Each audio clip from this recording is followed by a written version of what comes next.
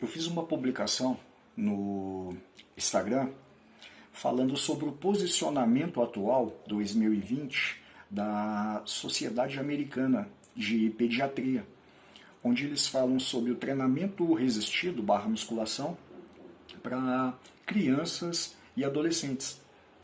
E entre outros pontos positivos, eles falam de aumento da força, melhora no condicionamento físico, melhora da saúde, reabilitação de lesões, prevenção de lesões, uma vez que a musculação ela é base para a prática de muitos outros esportes, uma alfabetização física.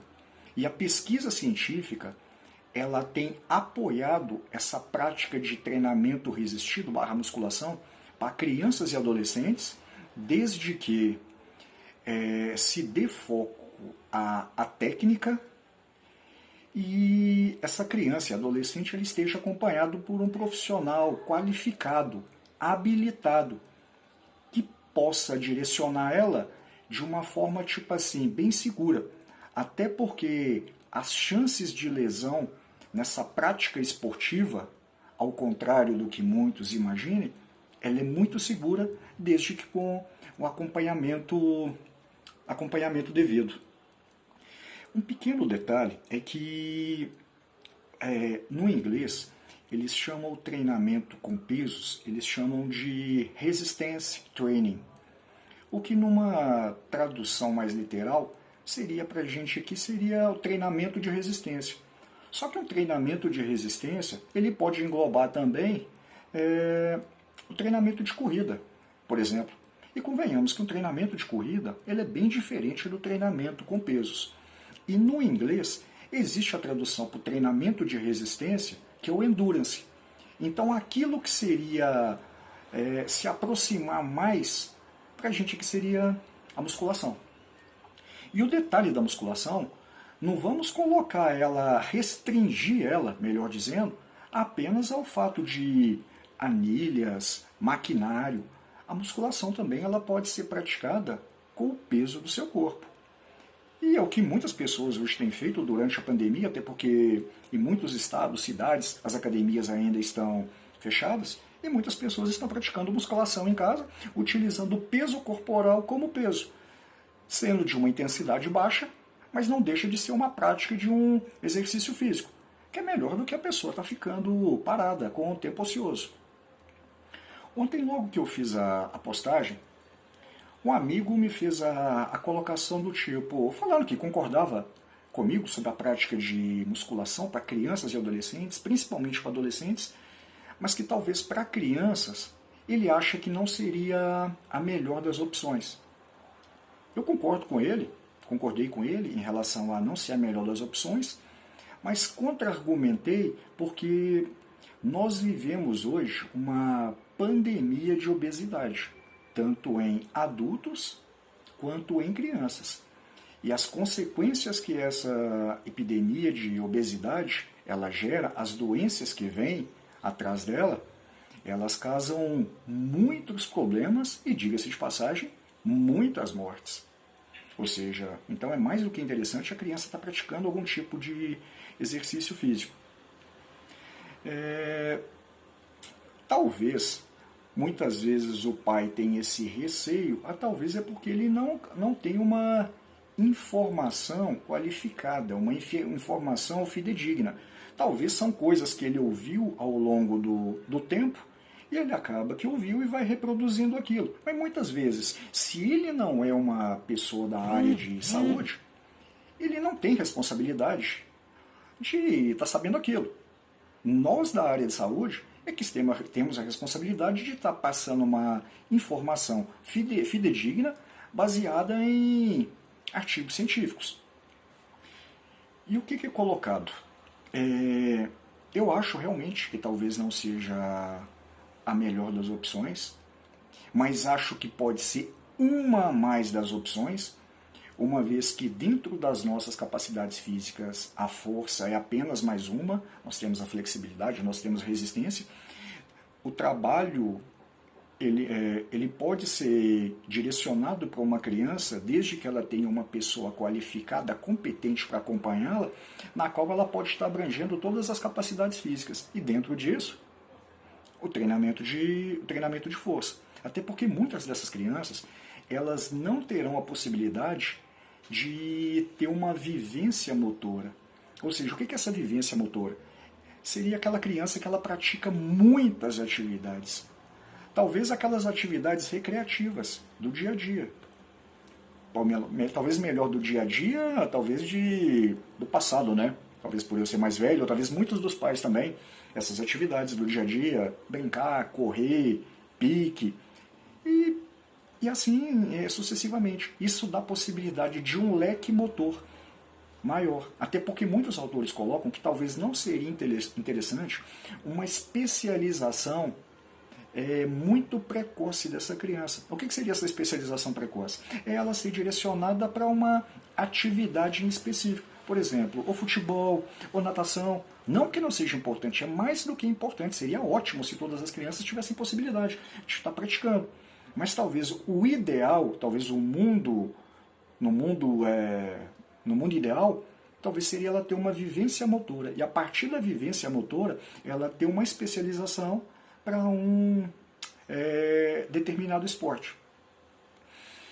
Talvez, lá anos atrás, quando eu comecei a fazer musculação, uma das coisas que eu sempre mais ouvi é que criança e adolescente não pode fazer musculação. Ah, por quê? Ah, porque atrapalha o crescimento. E isso convenhamos que eu já comecei há quantos anos atrás e mesmo ainda são informações que ainda hoje elas se perpetuam. E uma coisa que fique bem clara é que são informações que não são fidedignas, são falácias. Sinceramente, são falácias, elas não têm embasamento científico para tal. E uma mentira, por mais que ela seja dita 1000 vezes, ela continua sendo uma mentira. Vamos na parte fisiológica da coisa, do porquê. Tanto meninos e meninas, eles têm um chamado estirão de crescimento. A menina ela tem esse estirão de crescimento normalmente entre 10 e 12 anos, e o menino ele tem esse estirão de crescimento entre 12 e 14 anos. Pode haver pequenas variações, mas na média se dá dentro dessa faixa etária. Percebam que esse estirão de crescimento da menina, ele é precoce em relação ao menino. O que acontece no corpo da menina? Ela tem um eixo que é chamado de hipotálamo, hipófise, ovários. A partir do momento que ela começa a ter uma produção maior de estrogênio, existem outros hormônios, mas vamos nos restringir ao estrogênio, ela começa a ter um aumento da sua silhueta, ela tem o alargamento dos quadris, ela tem um desenvolvimento das mamas, e entre as funções do estrogênio está a calcificação das epífises ósseas. O que são essas epífises ósseas? Vamos pegar aqui esse osso aqui da coxa, o fêmur. Você tem aqui próximo do quadril uma epífise proximal e próximo aqui do joelho tem uma epífise distal. É como se esse osso ele tivesse aqui com esse espaçamento. Esse meio é como se ele tivesse um tecido fibroso, uma cartilagem. É onde a criança vai crescer. E a partir de um dado momento, o estrogênio vai gerar aquela calcificação daquela estrutura óssea e a partir daí esse crescimento vai cessar. Após o estirão de crescimento, a menina logo na sequência ela tem a primeira menarca. E a partir daí, alguns artigos falam que o crescimento dela talvez seria de no máximo 5 centímetros. Ou seja, é como se entre 10 e 12 anos ela teria já que aquela estatura dela pré-determinada. Como eu disse, podem haver variações. vejo que não tem nada a ver com a prática de exercício físico. No menino, o menino não tem essa produção de estrogênio, que é um hormônio anabólico e responsável por essa calcificação óssea. Só que o menino ele tem o eixo hipotálamo, hipófise, gonadal. São os testículos. Ele aumenta a produção dele de testosterona.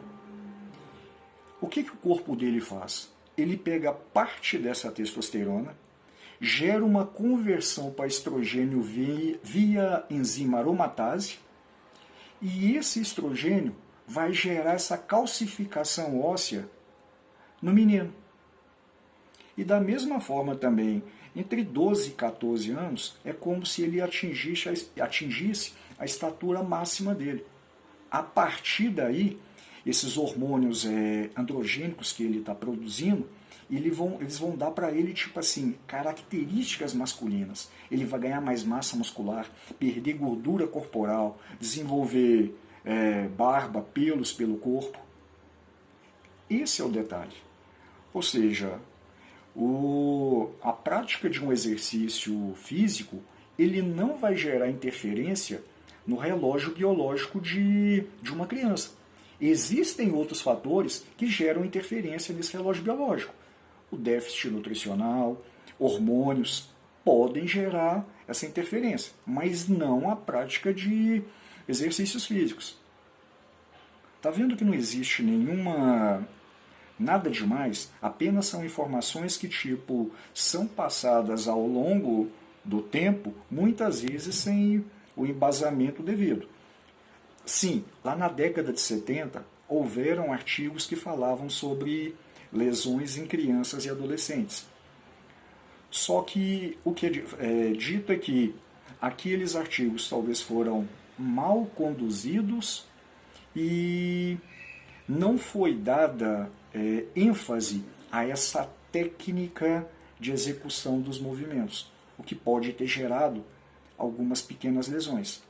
Caso que hoje, como eu citei aqui, por exemplo, um artigo do mês passado da Sociedade Americana de Pediatria.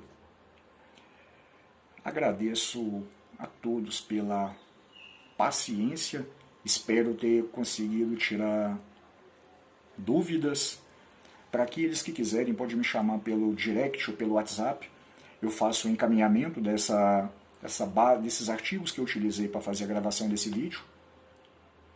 E um grande abraço e muito obrigado pela atenção.